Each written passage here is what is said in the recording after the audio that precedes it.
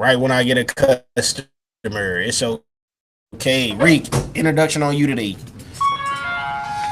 Yo, y'all know what it is. Y'all know what it is. It is Restless Wrestling. We're here with y'all on another Saturday morning. Lots to talk about. Still lots going on. Backlash, WrestleMania Backlash is just a week away now. So this time, next Saturday, I don't believe we'll be recording because I think we'll be doing a live show. But I have to talk to my co-host about that. Um, we got a different little show for y'all today since my boy P had to go into work a little earlier than expected. But we still gonna bring y'all some great content. Uh, a lot of things have happened over the last couple of days with the releases happening and things like that. So definitely got some things that I got to get off my chest. Um, I know P probably has some things he want to say too, but um, I feel like with everything with everything going on right now in terms of promoting a PLE, promoting shows all over the world, promoting next year's WrestleMania and all this other stuff, and record breaking gates and everything like that. But like it's kind of crazy to just be out here just mass releasing folks, especially people that should have been on TV could contribute to your TV. Um, it's always weird to me. I always hate seeing people get released, whether it's football, basketball, whatever it be, whatever the case may be. Like there's people livelihoods that people are playing with. I don't want to say playing with, but like just making monetary decisions on. Uh, but all in all, we're gonna try to we're gonna try to enjoy what's going on. Um, I think we gave a little rant about TKO last week, so I think we'll have another one. But had a good Raw, had a good SmackDown. AEW Dynamite was pretty good as well. NXT had a fireman event with Roxanne and Julia tagging up. So I'm hoping as the weeks get close or as the weeks go by, we learn more and more about that alliance as well. So um, really just a lot of wrestling going on right now. Even TNA is picking up. They just picked up Indy Hartwell. I'm sure with some of these releases, they'll be looking to pick up some of these people that um, didn't get picked up, or some of them was contracts didn't get picked up. Some of them was releases. So if they're in NXT, they only have 30 days to wait. If they're on the main roster, they have 90 days to wait until they can perform elsewhere. So we may see some of these NXT superstars or former NXT superstars a little earlier than others, and that would be why. Um, let's see, trying to think of in the past we were doing our matches of the week. I'm gonna do my favorite story right now. My favorite story right now is probably MJF and Bobby Lashley, MVP, and Shelton Benjamin. I just think it's really funny, and I'm curious of how it plays out. Like, obviously, somebody's gonna turn on somebody, but I want to see how that all works out. Like, I feel like there's a bunch of different ways they can go with that, but I think they can milk it for a while. Like, actually let them be a group together for a while and let them run some stuff. But um, with the way some stuff gets booked, I don't want to get too excited. Um, I watched the little, I was say little. I watched Stephanie's Places episode with the Bloodline. That was pretty cool to see all of them in the same place. And people was mad that they don't like each other on TV and they had them partnered or had them on the same show, but it's real life, so I don't I don't see an issue with that. But also, I talked about Randy Orton not saying that. He was talking shit last night, so we can talk about this. Randy Orton was talking his shit last night. Apparently so. I don't know what you talked about so far. I'm not gonna lie because I've been up and down. So shout out everybody that's tuning in. I'm gonna be up and down at work. Um, I know, man, but we still gonna get this grinding. Eating, it's all a family thing. We all cooling, all enjoying ourselves. But welcome in and welcome to Restless Wrestling, bro. I hope it ain't lagging too bad on y'all. I think Wi-Fi here is poop. But with that being said, Reek, we had some crazy things happening in the wrestling world. Of course, a bunch of cuts. We have Backlash coming soon. Overall, just a new season of wrestling, bro. As we can expect, some twists and turns, some obliterations. My boy Sammy got cooked on Monday. What should we pick first? Did you already rock out about the cuts? I didn't. I just introduced everything that we might talk about, and then I was like, I said I got a little minute, so I could talk about enjoying MJF, Bobby Lashley, MVP, Sherman and stuff. But I didn't really go into that. Oh yeah. Okay, so you was more talking about the Hurt Syndicate a little bit, or the Hurt business. Yeah. What they doing with MJF? Let's start the show with that anyway. Then, fuck it. What they doing with MJF, bro? Like, is MJF gonna be able to join, or do you think he's gonna weasel somebody out of the group, or eventually he's gonna weasel somebody out of the group? I think he's gonna join. Bobby? You gonna weasel Bobby out? I think he's gonna join. I think they actually run as a group for a little bit, and then when he does try to weasel somebody out, it'll probably be Bobby Lashley because Bobby is the last one to accept him into the group. Sheldon already said yes. MVP said yes right away. Right. Him and Bobby are still going back and forth, and Bobby told him on Wednesday, which I don't think we'll see them tonight. We hurt He people. told him on Wednesday that we hurt people. That means you got to hurt somebody. And impress us that way, which I feel like is kind of crazy because Ricochet went and did that, and they didn't come back to him. So They didn't accept my thing is like, if they do bring in MJF, is it going to give a different feel to the group? Which I'm curious to see that too, just because obviously people say like, oh, it's the Hurt business, so you would just assume it's just going to be an all black stable. Throwing something like MJF in there, I think throws a different wrinkle into it, and it's adding a bona fide main event talent as far as AEW. Like Bobby Lashley's main event talent, but he hasn't been at AEW yet. So adding a bona fide main event talent means you're up on the card. You're higher on the card. You're going to be in bigger matchups. So like we can see them against the Elite, or we can see them against Blackpool Combat Club. Like we can see them against all these different groups if they add MJF, because he's going to add a certain stature to the group. But I do feel like it might be like a Rock when he joined Nation of Domination type thing. Like he joins, he's trying to do his own thing inside of the group, and then they end up like they turn and now it's MJF group or something like that.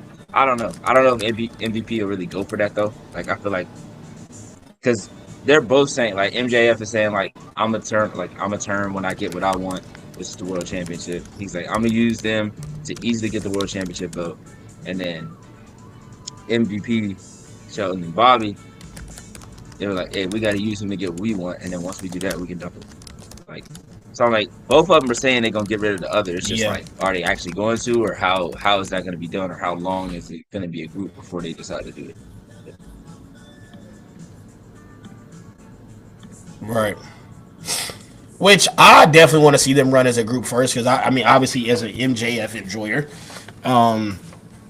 I just need to see him shake something up. I'm glad to see him doing something different other than just like being MJF. Now he kind of has purpose. Now we see a motive. Now we see him wanting to get the AEW World Championship back. Now we want to see him do things, and that's all we were asking for, honestly. There's a lot of time in AEW where I feel like the talent just kind of drifts. Like they're kind of. I mean, that happens in WWE too. We're kind of waiting to see like what they're gonna do. We've been waiting for Drew McIntyre to do something different for a hot minute, and I feel like it's the same MJF. But I'm glad they finally doing something with that. Same with Mercedes, bro. The Mercedes gimmick that they trying to pull off right now is hilarious, and AEW just need to get back to routine television, bro. Get back to the basic entertainment, because your matches are great. Like I mean, some of them are great. Most of them are pretty good. Like so you just need the entertainment aspect, really. It's all about getting it. That's the problem with AEW though. We talk about WWE. People end up being good soldiers and not demanding enough and all this, all that. But AEW, they got too much of that, and that's what we Right. see. They got too much creative control over there. Absolutely. So the stories be everywhere. Like when people don't feel like losing or somebody don't feel like it's all over the place. So Yeah, that's a fact. Lord knows, man. Lord knows. I'm not feeling it off rip though. Before you get into the cut rant, I saw a report where Coach said that it takes to get out of bed. I'm not feeling that. If you know that information, why are you contending for a world heavyweight championship in 2025 knowing you can't get out of bed? Why would you even put the company in that position to do that? Why are we still pushing Probably put storylines himself with in you that in it position. if you can't get out of bed week to week? Yeah, why would you even put yourself in that position where you have a family, bro? I'm not doing that, bro. For what, bro? We've already seen enough. You should have ended one day. Like you should have even went to AEW at this point. You should have just beat Finn Balor at WrestleMania and retired. You should have said you got your get back from the Judgment Day shit and retired. Once again, bro, old heads are ruining it, bro. Old heads are ruining it for the next generation. No cap. Like same thing with the NBA. It goes on in all sports, damn near. Like it's crazy to me, like how far selfishness can go. It's really the NBA though. It's not really like more sports. It's really WWE and the NBA old heads. Them motherfuckers right there. The pride is crazy. Like I was having a debate which one was worse, like old hoopers or old WWE like wrestlers. And bro, I was literally in the middle because I can't decide. Like It's a close I race, bro. I ain't cannot gonna lie. decide. And that's sad. But I need. It's a close race, and that's big But sad. see, I Big feel like sad. there's more. I feel like there's more good like old NBA players. Like, and I don't want to say good old NBA players, but like respectful old NBA players. And we got Mellows, we got D Wades, but those are all the younger guys. But we still even have like Reggie Millers, we got Baron Davises, we got Grant Hills, who all respected today's game. It's more so guys like Shaq, who is not comfortable in his own skin and comfortable in what he brought to the game and comfortable with what he left the game with, that he feels like he has to keep putting down other people, and they're putting the wrong people on TV, and that's really the issue. Like, you putting people that used to play in the NBA but don't watch the NBA, and you putting them on TV and telling them to talk about today's league, and that's the big part. And then for WWE guys, it's like, oh, it's not like how it used to be. Like back in the day, we did this. But there's way more cameras. There's way more like accessibility now than there was back then. There's no way that somebody could pretend like if the Undertaker was a character today. There's no way we'd be able to not have access to him without him. Like, he would have to live underground, and that motherfucker don't live underground. So, like, I don't know why they be acting like it's Yeah, bro. 1995 or it's 1998. Like, it's 2025, where y'all got to get with the times or just shut the fuck up. That's it, honestly. Like, I don't really know what they be talking about. Wow, you showing your true colors. You showing your true colors, nigga. What you say? You can either ride with the future or die with the past. Daniel Reek is one of them. He's a Seth Rollins, Paul Heyman nigga. He's one of those. That's what they're doing. They tried to gaslight Sammy like that. Oh my god. Oh my god. Yo. Was he wrong?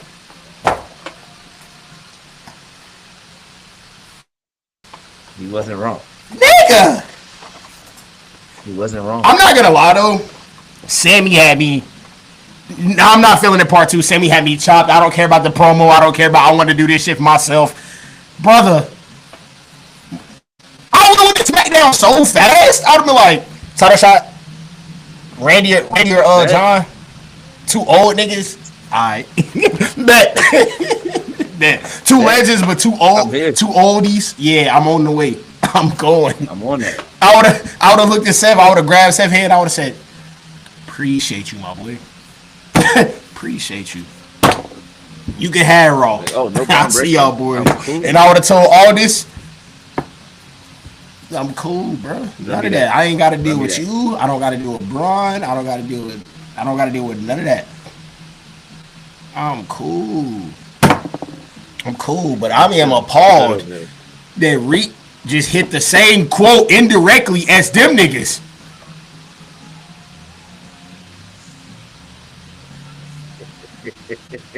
Y'all better Hey watch out man, for Reek, man. Y'all better watch you out for already knew what Reek. it was. Now when it was the bloodline, the motherfuckers throwing the ones up, it was cool. I was telling y'all to get with the future, and niggas don't want to do it. You know what I that knew I means? was a look. I knew I was a villain. I knew I was a villain. I was with all the tyranny for 4 years. I was with all the fuckery. I was with all that. So I'm gonna let it ride. I'm gonna let it ride. I just what I'm saying. It's just outside looking in. You know, some folks said they'd never rock with a bloodline type of thing. I'm not saying you, but I know some folks. But now they over here parading around the city. Heard, heard. I got motherfuckers talking about some on the TL on Twitter. Man, we tired of the bloodline. Now this come up. We want this for 4 years. Damn levels, I guess. Levels. Hey man, let's talk about the cuts because clearly you not feeling it. I'm not feeling some of the cuts. Some of them I understood. Like, all right, I'm not gonna lie. Some people were getting low key like rowdy about Eddie Thorpe. I was like, that's fine with me. I thought bro was kind of mid. Me To be personally. honest, he's cheeks. Okay. Okay. I said I'm a little laggy, so I didn't know if we was agreeing. But Yeah, we. I'm glad to see that you agree with Eddie Thorpe. Because I see people ready to burn the building down about Eddie Thorpe. I said, y'all niggas tripping, bro. I didn't even like Eddie Thorpe. He's on NXT at all. Like, when they gave Eddie Thorpe trick during his title reign, I was pissed. I was like, this shit trash. What are we talking about? So, which is funny because that's the first discussions me and you had about Trick, where we said he's kind of like Cena in the ring, where if he's with people that's gonna make him perform, he's gonna do a great job. But if he has to carry a match, he's gonna be like, fuck it. That's who we were talking about. It was with Eddie Thorpe. It was literally with Eddie Thorpe. So nah, I'm cool, bro. But I'm gonna let you rock out. He adjusted his headset at least 3-4 times, so he ready to crash out on Mr. Tripp, unfortunately, and the company. So I'm gonna let you ride, Reek. I'm gonna let you ride. Pause. I'm gonna just say this. I don't know if it. Yeah, that was crazy. I don't know if we blame the TKO for blaming Triple H. I think it's probably a little mixture of both. I think, uh, I think it's crazy, and I said this a little bit earlier, but I'm gonna repeat it so that you can hear it, and that the people that weren't in here earlier can hear it. The people, like the fact that they go around talking about how much money they're making, record attendance, record everything, right? All these records that you break in, you're promoting next year's WrestleMania, promoting next year's SummerSlam, promoting all these things, and we still are cutting people, mass budget cuts, and you're cutting people that could be on TV, should have been on TV. You were just too lazy to do anything. Let's just be honest. Dakota Kai got over. We can't act like Dakota Kai did not get over in that Intercontinental Championship tournament run, because she got over. There was multiple times where we all thought she was gonna win the shit, and she was not even hurt. She literally told us the other day that she's not hurt. They just put her on this, and then pretty sure somebody said we don't bench people, and they're like, yeah, I don't know about them. We don't bench people either. So what was Dakota Kai? Okay. I really don't understand that one at all. And again, that was the first person that Triple H brought back. When he fully took over, when Vince first left in 2022, the first person he brought back was Dakota Kai. The next batch of people that he brought in, EO came back, but she wasn't gone. She just was about to leave. He brought her back. He brought Braun Strowman back. I'm not the biggest Braun Strowman fan, but it's the second time y'all done released dude. But he had major programs and it's throughout not like last year. And that's what I'm saying. It's not like he don't contribute to the TV. He helped Jacob Fatu a ton. He helped Bronson Reed a ton. Like, he had two crazy feuds that helped two big guys get over. Now, who are you going to use for that? Who's the guy that you're going to use when you're trying to get a big guy over?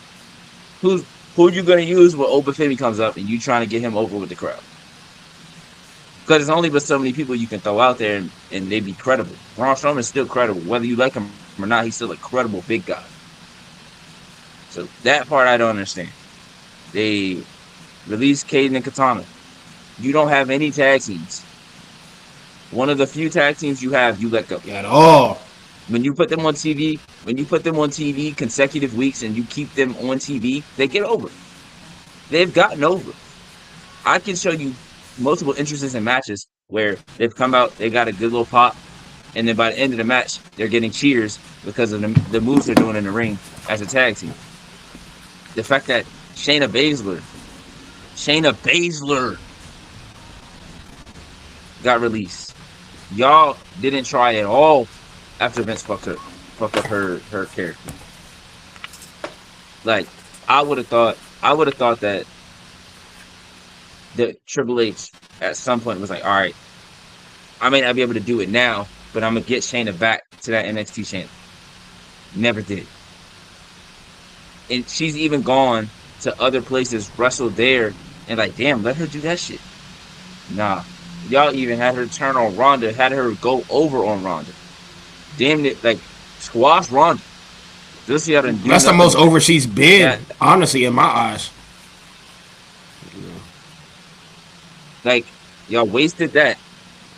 Yeah, they didn't. Then you got somebody like a Gigi Dolan, who is perfect for the mid card. You have mid card titles, and we're seeing the same four people fight over the mid card title. Who's on SmackDown that's gonna fight for the title besides Chelsea Green, Zelina Vega, Michin, and B-Fab? We're seeing the same four people fight over the same belt. Gigi Dolan can't go to SmackDown to be over there. Cora Jade couldn't have gone to SmackDown and done that. Like, I'm just confused at what the hell they trying to do, because you talking about bringing in Mariah May. That just means you're gonna release somebody else, because now you got to make room for her. And you gotta make money moves for her. She's about to get a fat bag. I mean, it's that simple. So they're either about to release more people, which I don't know who, or I don't know. I don't know what they're finna do. My man's is definitely not feeling it. For anybody that don't know, I'm gonna get on the cut list officially, the official cut list to everybody right now. Just so y'all know.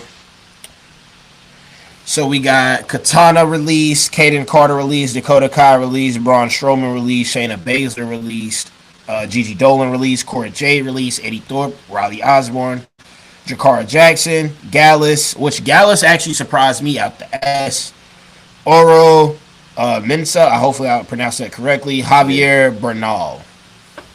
The last one I don't know. Which I never heard of Javier, I don't think, like that. Yeah. Cora Jade. But Gallus was insane, though. I'm not going to lie. Because I watched. Yeah, Gallus was definitely insane. I think they viewed her as a distraction, bro. I'm not going to lie. I think it's more of the outside shit with Cora Jade than the, on top of the injury. That's what I was thinking. Like. Yeah. I'm not gonna call her any name. I'm not gonna shame her. Right. I'm not gonna call her, whatever. But when you do date people within the company, more than one person within the company, I mean, I'm assuming that that's not a good look in any company. Like, right. Especially as a woman, unfortunately. And to all the ladies watching, the question that you've been asking for years and years, yes, it is a thing. Double standards are the thing. You are looked at differently if you date within the workplace than, let's say, if I was to work in the workplace. Triple H literally married Steph, you know what I'm saying? And it was whatever. But, it's literally a difference. So, as far as Cora Jade, and she did tweet about the Becky Lynch shit when she took a shot at Roxanne, but she did delete it. So, when you're very active, like when you're very vocal, on top of you're dating people on top of you getting hurt, they probably viewed it as a distraction. And you're a crazy talent. I think you're nice. You know what I'm saying? I think you got hella potential. And it's just dominoes. You know what I'm saying? I don't know if they valued you more than the distraction. And that sucks. Which they should have, in my opinion. Now, I feel bad for her. Yeah, I feel bad for her because it might not have even been her. It could have been the homies she was dating. They could have been unhinged. They could have been out of pocket. She could have moved on. Right. Whatever. It's just the fact that same thing with Charlotte. Most of the marriages probably wasn't even Charlotte's fault. Who knows? Maybe so. But it's just the fact that she got divorced 3-4 times. Everybody like, oh, that's on Charlotte. So it's unfair, unfortunately. Now, she's one of the releases where I was like, okay, I understand it. It just sucks because she was a good talent. Dakota Kai was egregious. I'm not going to lie. That was just bad. Like, we was just in Charlotte going crazy when she was doing whenever everybody on commercial during Netflix, but you can't get to see it. We was all going crazy for her. Bro, everybody loves Dakota Kai. Like, it's simple as that. And it don't matter if she gets hurt. Those are one of the talents where fans are willing to die for, whether she gets hurt or she don't. We willing to see what she can be instead of what she is right now. And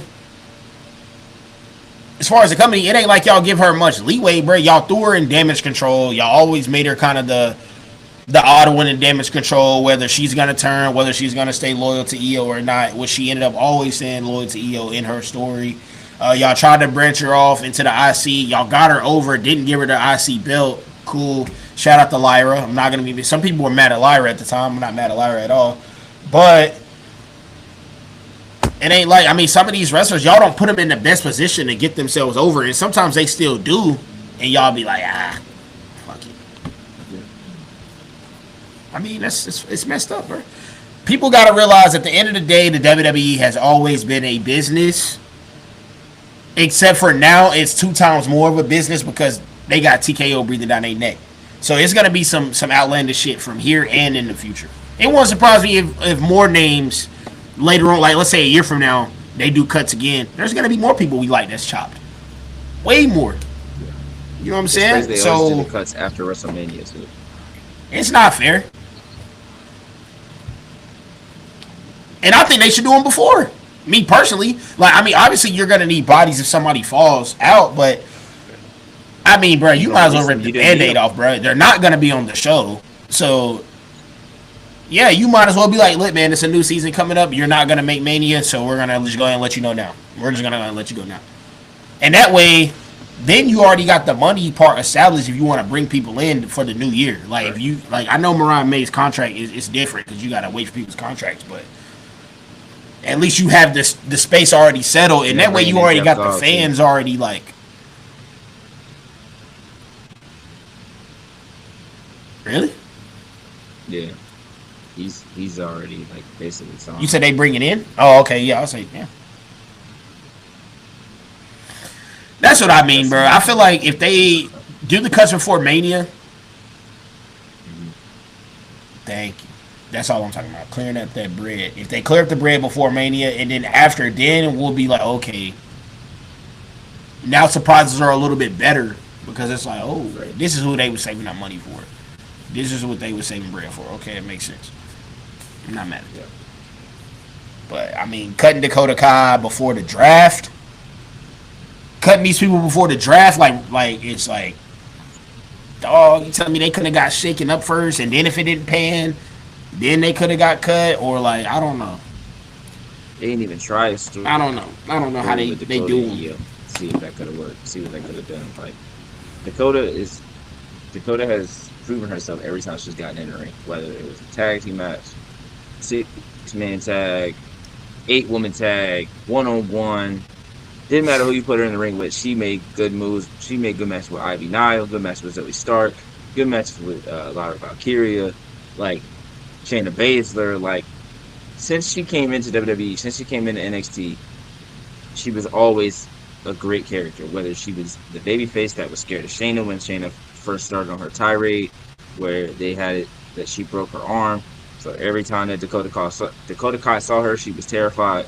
Then they had that story to where Dakota Kai was eventually going to be potentially the one that took the belt off her. Things didn't go her way. Then Rhea Ripley debuted in NXT. That changed it. Then she comes back. They're kind of writing her off as like, oh, she's Dakota Kai, like she's too nice, da da da. Rhea decides not to put her on her War Games team.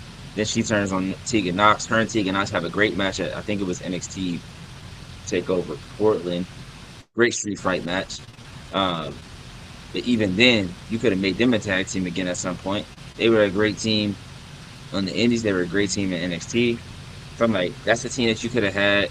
Like, I really don't understand. Like, Jakara Jackson. Jakara Jackson has improved every time she's been in the ring. For the last 2-3 years, she's improved from what she was doing. Then they broke up Metaphor, and we're like, for what? Like, and then it was like, oh, we're all four going our separate ways. I figured, oh, they like Lash and Jakara Jackson break off from Noam Dar and Ora Mensa. Okay, that makes sense. No, you released Tua. Jakara Jackson can't be no older than 26, 27. And you just throwing that to the side like there's nothing there, there's no potential there. That's crazy to me. Like, I really don't understand it. The Cora Jade thing, like, say what you want. Braun Breaker done dated multiple women in the company. If him and Izzy Dane break up, it's not gonna be on him. He's still gonna have the same kind of moment, same kind of stature that he has right now. Are they gonna blame that shit on Izzy Dane too, or are they gonna like that? That's crazy to me. Like, yeah, that's crazy. Cause like, even like a dude like Seth Rollins. Seth Rollins had a whole scandal. Nobody talked about that the way they talk about the Page. Nobody talked about that the one like they talk about Page. That's crazy. So, yeah, like that shit. I didn't even know. And the crazy part about you saying Seth had a scandal, I didn't even know Seth had a scandal. See, like I didn't even know that, crazy. Bro. I was like, no cap. I didn't know that. It's really crazy. Like, it's crazy, bro, and it's unfair. So it's literally unfair. Yeah, that's exactly what it is. Like, she could have brought a lot to the main roster. Like, being somebody that loved the business growing up, like I think that gets overshadowed a lot. Like, yes, we want to bring in guys like that don't necessarily want to be wrestlers, like when they grow up and they fall into it and like, oh, like this is kind of cool. But having people like a Bayley, like a Sasha Banks, Mercedes Moné that love this their entire life, like it's different. You can feel the difference in the character. You can that character gets over with the fans way more because the fans are literally watching it because they loved it their whole fucking life. And you're consistently choosing other. Bro, we're about to watch Pat McAfee fucking and fight Gunther at Backlash. Why? We don't need it. No one asked for that. No one asked for Logan Paul to be in WWE. No one asked for that. Y'all are spending money to people that we don't want to see. And then the people that we do want to see, you keep them on the sideline and they say, hey, they didn't really do nothing. So they're gone now. They didn't do nothing because y'all didn't give them the opportunity. When you give people opportunity, they take it and run with it. They're giving Zelina Vega. They're finally giving Zelina the opportunity. She didn't get huge cheers last night, but I don't think outside of Randy Orton, I didn't hear a lot of cheers for different people last night. Like Tiffany and Jay got cheers, but I didn't hear a ton of cheers from the crowd last night. That crowd was kind of weak. So, but by the end of the match, by the end of the match with her and Piper Niven, she had got the crowd on her side so much that they were cheering before the finish, every time she kicked out, and then when she eventually won the match, they were cheering. When you give people opportunities, they make you look good. They make you seem like, oh, wait, we were right. We should have gave her the opportunity. I really don't understand, like, just people that you haven't given opportunities, just letting them go. And then if you see them do well somewhere else, then you want to bring them back. That's what be pissing me off. Because they did the same thing with Naomi. Like, Naomi left. Oh, Naomi, she's a world champion over there. She's doing really good work. Let's bring her back. If you would have done that from the get-go, you would have never had to let her go. Like, then the Gallus was doing great work in NXT UK. NXT UK obviously didn't go the way it was supposed to because of COVID and everything like that, and the Indies and NXT and in the UK and all them other things. Those dudes was doing great work over there. They came to NXT, had to, navigate a new place, had to navigate a kind of a new style, worked around it, did well there, and they never put them on the main roster. Why wouldn't they have worked on the main roster? Like, there were so many different things you could have done with Gallus, and you just didn't. You never did. Like, before Walter Gunther came to NXT UK, Gallus was the group that was like wrecking everything. Then it's like, oh, we got Walter now, so let's go Imperium, and then Gallus just on the back burner now. Like, that's crazy to me. That's really crazy. Like, there's no way you're telling me that Joe Coffey couldn't be a so you done got to Gallus now. Yeah, I talked about how it's not even the fact that this is the opportunity, and she excelled last night. Like, her and Piper never got in the ring. They didn't really cheer for Selena coming in because I said the crowd was whack last night. Like, outside of Randy Orton, I didn't really hear the cheers besides Randy Orton, Jay, and Tiffany. Everybody else didn't really get a lot of cheers last night, in my opinion. Ray Phoenix got a little bit of cheers when he was talking, but even like his entrance, they was like, it was kind of looking. Right. But once throughout the match, every time there's the crowd, I'm tired of that, bro. I was happy. Tired of that. I am too, bro. I am too. Because why are you there? Why are you there? Like, you're wasting everyone's time. You're paying a bag, like you're paying a bag to not be hype about, like, come on, bro. Like, listen, this is my first time talking about these. I'm not gonna get out of character when I talk about these folks. This is my first time talking about the Lakers since we done took the L. I saw a clip of Anthony Edwards saying when Luka hit a 3 in the corner, I guess to get the game kind of close, bro. He said he felt the arena like shaking, bro. He said it felt like 2K. Bro, don't y'all think the wrestlers want to feel that environment when they come out? Do you not know the better you cheer, the better the show is probably gonna be? Like, bro, what are we talking about? Why are we coming to the show's boo-boo face? Now, I'm also gonna get on WWE because this lame shit that y'all doing with the letting us know about the shows, bro. AEW clears WWE when it comes to that shit.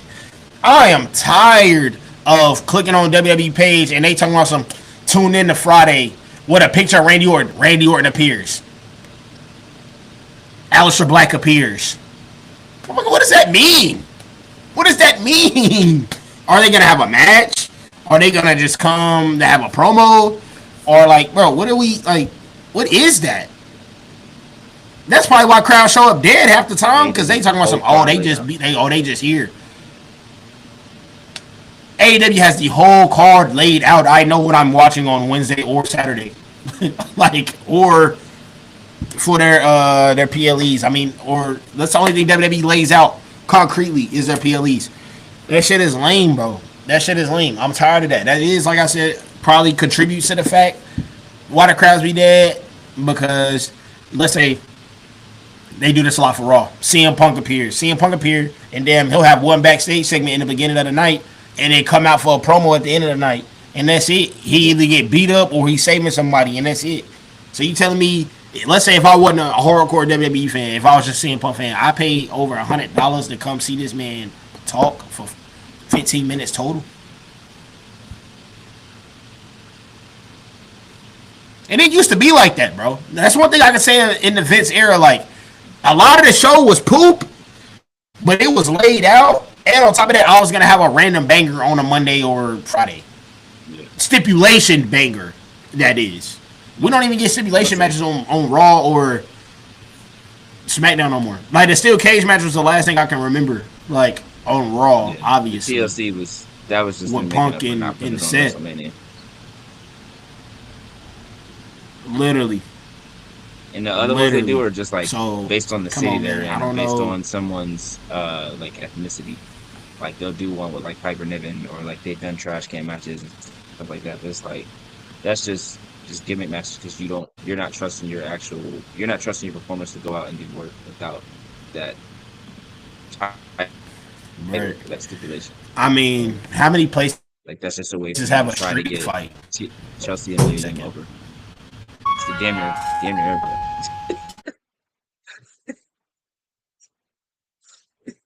So and so street fight. So and so street fight. So and so street fight. Like, it's lazy, lazy, lazy, lazy, lazy. Um, but yeah, the the WWE does have to do a better job of promoting the show beforehand. Like I don't know how many people are on social media or see AEW stuff on social media, but they legitimately have the entire card laid out before Wednesday. Like that Wednesday, they have Collision laid out. On Collision, they have Dynamite laid out, so you know exactly what's going to happen. You know what Mercedes Moné is doing. If she's coming out to talk, she's coming out to talk. If she's coming out to have a match, they're gonna tell you she has a match, and it's not even and you're gonna see their main event talent wrestle every week or every other week. Like Will Ospreay goes out and has a match at least 2 a month. Same with Mercedes. Same with Tony Storm. Same with Swerve. Like Kenny Omega. Like you see these people weekly. They're doing something weekly. Like there's not a ton of people that are just they might show up this week or we might see them next week. They might have a match at Backlash. Like they might do that match. Like no, in AEW, like, no, they're doing that match. No, they're going to have that match. If they're not going to be there, then we know they're not going to be there. If they're not on the card, then don't expect them to be there because that card is laid out. But if they are there, that's more of that's a bigger W for the whole show. But WWE is like a lot of times, like I'm watching Raw or I'm watching SmackDown, like last night, like after trying to remember what's Tiffany and Tiffany was talking and Nia Jax came out. Then Naomi and Jade came out. After I didn't know what was going on. I didn't know what was going to happen after that match because nothing was laid out. Like we got that match made and we knew that was going to be the main event. Honestly, y'all, I'm not going to try to interrupt you real quick. I didn't know what was after that. I just want to. I was gonna say I know I'm lagging and shit, so y'all can probably barely see me. I'm probably damn static shock. I just want to tell y'all, everybody give. Let me see if I got this on here. Hold on. If it'll play, it might. Everybody give Rick a round of applause in this hole, man. That man talented as hell in here having a conversation with the ghost of Christmas past. Shout out Rick, man, hold it down while I'm in here doing my job. Honestly, y'all know I'm usually at the crib. I love my new job now because I usually don't have to work on Saturdays. We just had an unfortunate event with another crewmate, so I'm in here. But shout out to y'all for even tuning in. I'm glad I even got a job to be able to do a podcast at work, which is crazy. But shout out to Rick for holding it down. And I heard you talking before I even left or whenever I came back. You didn't know Aleister Black was going to have a match. First of all, I didn't know that either, especially against The Miz. I didn't know that. Obviously, from last week, it probably would have set up a match with The Miz, but whatever. I didn't know Aleister Black was going to have a match. I didn't know anything. I didn't know nothing about the show. Like, I'm going to find the card that they posted, and I'm just going to show y'all what all I seen. Like, I was like, bro, this doesn't make sense. Where the hell is Mello at? Is Mello around?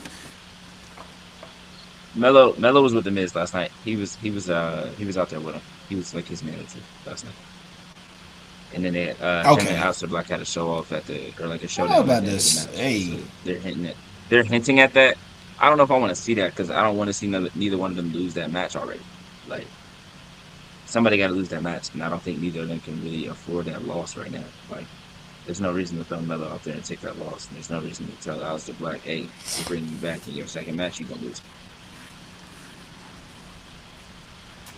So, yeah, hopefully they wait on that. Hopefully they wait on that. But knowing them, they'll probably have Mello go out there and take that fucking loss. I mean, you know Melo's going out there and taking that fucking loss. Honestly, what I'm hoping for is at this point in time, and this is fantasy booking. Yeah, it's gonna be good fantasy booking wise because shout out my dog that asked me this question. He asked me what they should do with Melo. I think personally, and it's gonna take some Marvel Avengers Endgame type shit to bring it together. Not really, not too complicated.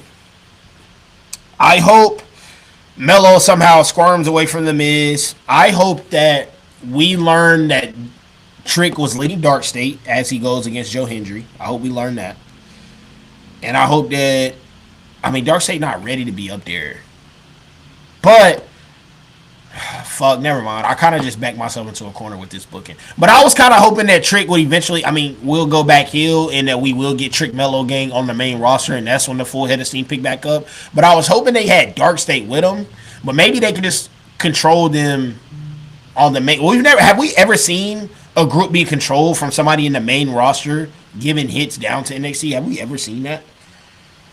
No, They could have done it with Undisputed Era really a minute they ago. could They have. could have, They but they really never could went have. that route. But Yeah, they could have done it with the Wyatt family too. They brought all of them up at the same time, so that would have been the only thing that they really could have done. Or like Gunther and um Imperium, but they didn't do it to me. But they just brought it. So even they didn't. They didn't do it to me at all. I don't know why they don't yeah, I explore don't that. think it in it because Like they try to act like NXT that is would be not a part dope of it. because bro, we need Melo in another capacity. After convincing us that NXT is another brand, like Right. you can't keep treating it like developmental if you want to keep it as another brand. Like, and which Yeah. leads me to my next point also. Nikita Lyons still has a job with WWE somehow, some way. She got sent back down to Evolve, which I didn't even think was possible. So I don't know what's going on Get demoted from developmental. with her still having a job. Nobody else got a job. Yeah, I don't know. I don't know how you get demoted from developmental. How do you need developmental developing? I've never heard of that before. One more. Hold on. Like you're telling me that she's better than Cora Jade. She's better than GT Dolan. She brings more to the table than either of them two. She brings more to the table than Shakara Jackson. She brings more to the table than Kaden Carter or Katana Chance. She brings more to the table than Dakota Kai, Shayna Baszler. The answer is no, not even close. She hasn't brought any value at all since she's returned. And even before then, I don't think people was actually riding with her for her in ring prowess. Let's just be honest, and they still aren't. Like she has regressed in the ring. She's regressed on the mic, and somehow still has a job. And I'm not one to call for nobody's job, but when you're releasing talented people who love this business, who love WWE specifically too, Cora Jade, Dakota Kai, love WWE. You cut them, you release them, you let them go to keep someone like that. What are we doing? You're wasting people's time when you do shit like that. Because if you have to send her down from NXT, NXT is already developmental. That's like getting demoted from the G League. You can't. There is nothing under the G League. You just go play overseas. She got demoted from the developmental league. How? If you're getting demoted from the developmental league, that means you shouldn't even be on the roster.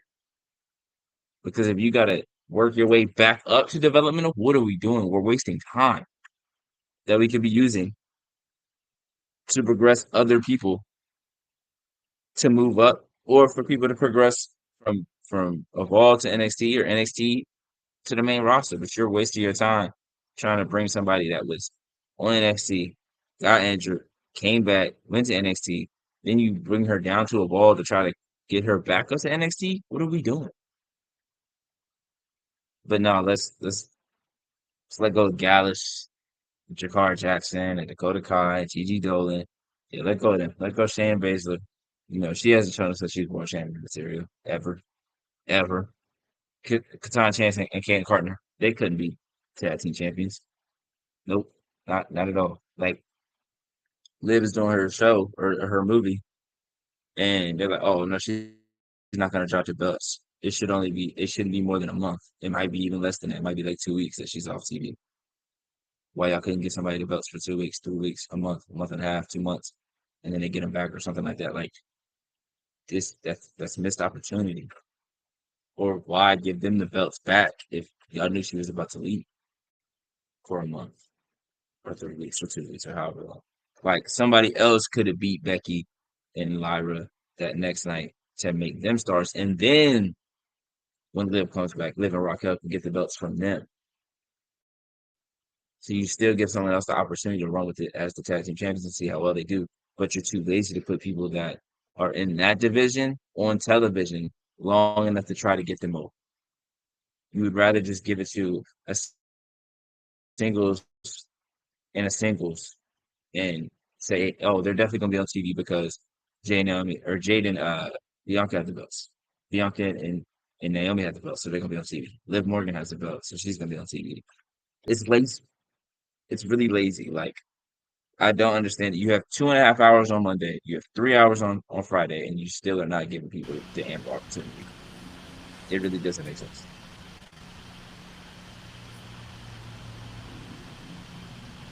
Honestly, at this point in time, I don't even know why SmackDown is 3 hours, because we were guaranteed more younger talent was probably gonna pop off and be able to do things. Nah, it's a waste of time. Honestly, I don't see no new talent that be coming out. I mean, sure, Zelina got a dub. Tiffy ended up getting over with the 3 hour frame, but Tiffy would have got over with the 2 hour time frame. Zelina still could have got a dub with the 2 hour time frame. The 3 hours are necessary at this point for SmackDown. There's nothing that y'all have added to the show to make it 3 hour worthy, except for it's just on USA still. So Yeah. if that's what you're talking about, right, which I'm assuming it is, it's just like, bro, what's the point in that? And then with Raw being 2 hours, Raw need to be 3 hours because we got more shit happening on Raw. Like literally, like I mean, for a show to not have a time cap, we're still capping the show. And I get you pay for the venue for a certain amount of time, but dog, the house show be 5 minutes. Just take the house show away. I promise you people won't care. I literally promise you people won't care. Just extend the show a little bit, take the house show away. I could care less. But I'd rather see what's about to, and like I'd rather see what's gonna culminate in the storyline than Cody Rhodes beating up Melo in 5 minutes, or Cody Rhodes beating up Dom, or used to be Dom, for 5 minutes. They probably replace it now, but I could care less about that. It's just me. Yeah, my thing is, if it's gonna be that long, if the shows are gonna be that long, allow the women's mid card, allow the women's tag team division, allow people that you're not putting on, that you typically wouldn't put on TV in a 2 hour show. Give them that time. That's a whole extra hour. It's lazy. It's lazy to not let these people get on TV to get them A whole extra hour. because when they do get over. I but let's keep Nikita Lyons. There's potential there. Let's keep Nikita Lyons, bruh. She adds. She adds nothing to the brand as of right now. I'm not saying that Nikita, if you listening to our show, if you ever listen to our show, I'm not saying that you can't provide. I'm not saying that you can't provide a boost to the show, but you haven't since you've been there, and since your ACL injuries, bro, you don't even look like you can move in the ring that well anymore, because I don't know, bro, it's not good. I don't know what the thought process was behind that. ACL injuries, the cuttings. Cora Jade, Dakota Kai. But nah, we good on them. They don't bring up value. Cora Jade, Dakota Kai. They don't bring up value. It's nuts, man. I don't understand that. I never thought of wrestling as a place where cuts needed to happen, because the business is so like demanding on your body. There's so many injuries that happen from year to year. Who cares if we have? Why do we have a 53-man roster in wrestling? Why do we? I mean, I know it's limited TV time. I mean, I guess I need to work in the business to understand. Like, we have all of these things. We have Evolve. We have NXT, or not NXT. Well, we have Speed. We have Main Event. We have a lot of stuff. I mean, but we don't get to watch most of this stuff. But back when we had WWE Network, we got to watch all of this stuff. I mean, we didn't have Involved back then, but we had Main Event. Like we got to watch Main Event. Like 205 Live. we saw that reel of Apollo Crews having 205 Live was my shit. I know cap. I will always love 205 Live. The storylines of 205 Live was crack. They was hitting, and they barely ran with that. But it's just like we saw that thing of Apollo Crews having all the matches on Main Event, all the Main Event matches, and people was like, "Oh, these are 5 stars," but we never saw them. That would have helped Apollo Crews probably. It would have helped. I don't see why we can't just like. I mean, we have a bunch of things that people want to like watch, but we can't watch them. And then we be diminishing wrestlers because all we watch is SmackDown and Raw. That's all we get to see. And then when we don't see them, we be like, whatever. But then the people that we want to see, y'all put them out there and then have them lose or some shit. And then we be like, I mean, shit, y'all don't care about them, so why should I? Like, presentation is everything. Literally. Yes. Like, that's why AEW wrestlers aren't household because of the presentation. Like, I'm talking AEW wrestlers that strictly AEW that came up through AEW. Like they haven't had their staples yet because the presentation. I mean, I don't know. I mean, where was Hangman before Hangman? Where was Hangman before AEW? He was in Japan and Ring of Honor. He was running. He was a okay. Because I would consider him like one of those guys that kind of made his name once he got there. For sure, he definitely made a bigger name. I mean, they kind of have. Yeah, so I'm not gonna diss AEW and say no household names, but even still, I'm still gonna say no household names because if I walked out on the street and was like, right, but if you walked on the street down the street and you was like, hey, bro, do you know Hangman Adam Page? People would probably be like, nah, I mean, wrestling fans would be like, yes, but most people would be like, no. Even with MJF, they'd be like, no, maybe not. I know him from a meme, the mid meme. Maybe they'd do that, but no. Everybody know a Ray. Everybody know. You know what I'm saying. You can walk outside and be like, you know who Roman Reigns is. People might be like, yeah, okay, yeah. But presentation, everything. But WWE has lost presentation outside of their stars. That's the problem. Everybody used to have presentation in WWE. Even sorry folks used to have banger themes. We used to be like, damn. Like we used to hear biscuits and gravy and knew that who that was. Boy, everybody had their theme. Hell out that song too. Singing the hell out that song. I'm not gonna lie. Everybody had their theme. We didn't like Crime Time what they represented, but we knew when we heard yo yo yo, nigga, we like, oh shit, Crime Time. We know what it is. Now we don't know. You can't blame them.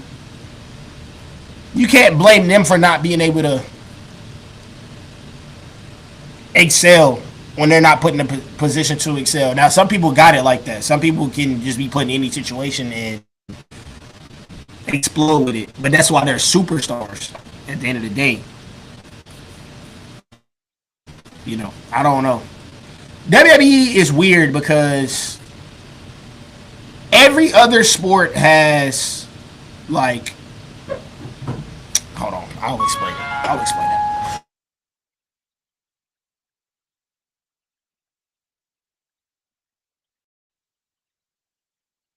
I will say for AEW, like WWE is lucky that more people aren't watching AEW because AEW is doing great television week in and week out. They do have stars that deserve mainstream fanfare. I just don't think people are willing to get into it. Like people are really just now getting back into WWE. And I think people are like skeptical of AEW or there's certain things that they see where they're like, I'm okay. But I think if people really try to give AEW a chance, a lot more people would enjoy it. And I think that's part of the reason that WWE is being so lazy with the way that they book people or the way that they book some certain talent is they don't feel pressured. They don't feel like they don't feel like they're being chased well enough. They don't think AEW actually has a chance to overtake them. Because when they first came up and they felt that way, that's when things changed on WWE television. And WWE television isn't bad by any means, but it could still be a lot better. And it's not like something that like, oh, I don't know how we get there. The ways to get there like are pretty obvious.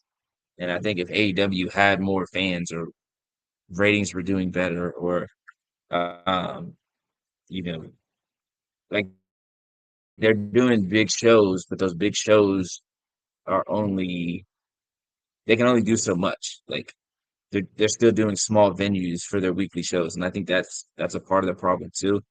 But again, to you don't want to go into a bigger venue and not be able to sell it out. So um, I think some of their core fans weren't as hardcore as they thought they were, and then I think also like getting the casual fan to AEW is harder than they assumed it would be. Because when AEW started, WWE's TV was terrible, like, almost the worst it had ever been. So people were like, "Oh, let's see what AEW is about," and then they tried to be so different that they ended up turning some people off.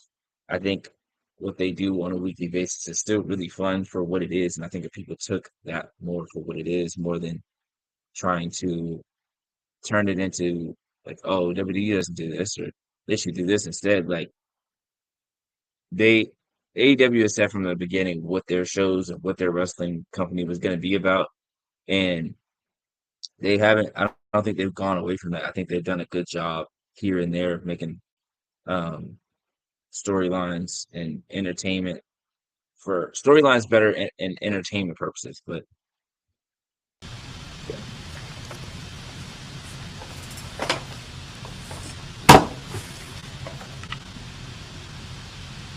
I'm sick with WWE right now, gay. I'm not gonna lie. I'm a little mad at them. I'm a little mad at them because of a lot of things.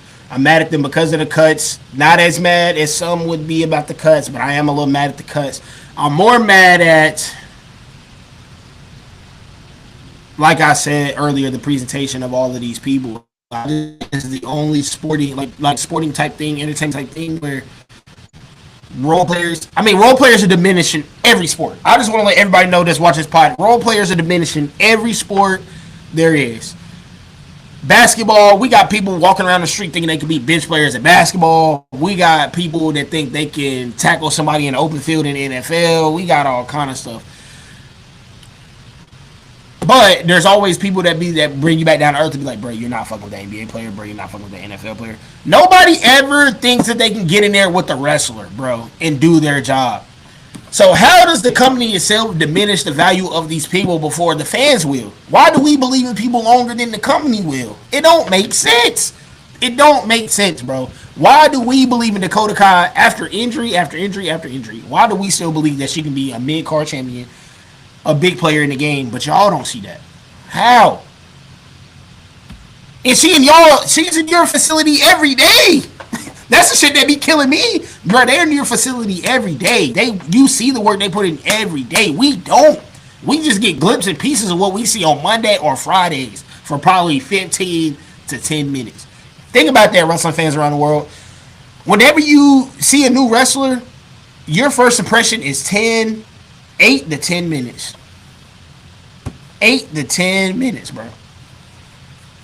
And think about that as a person. Like, yeah, we go through job interviews. Normal people go through job interviews, things like that, and your first impression is really like 30 seconds. But think about that. You're put in front of a TV for a character that you probably didn't even make up, didn't probably get to pick your song like that, got thrown out in front of the world, have to talk in front of the world, or have to perform in front of the world 10 minutes. If the fans don't like you, you might be cooked. And that shit crazy to me. That shit crazy to me. It's business, though. It's business. Now, what I'm proposing right now is we've done an hour over here on YouTube. What I am thinking about doing is, which I'm probably going to do it on my phone, which it might be better on my phone. I think we should skip over to the top to cover Backlash, or what we have at Backlash. I think we should skip over here for the last 30 to 32 hour. let's do it. We can do it on our phones. Simple as that. Let's do it. So for all my YouTube people, we're going over to TikTok. Like we pulling a Pat McAfee on y'all ass where he be off ESPN at 12 and be on YouTube for the rest of the show. We pulling that on y'all. So meet us over at TikTok, Restless Wrestling 95 followers over there trying to get to 100 ball. And what I'll have you do is I'll come in on my regular TikTok. You can just go live on because your internet's probably better stable.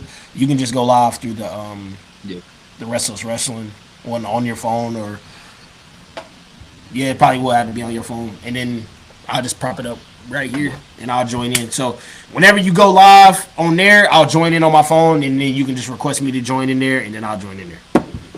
But as far as you YouTube folks, make sure you subscribe. Make sure y'all tune in to Hoodie in the Headband here every Tuesday.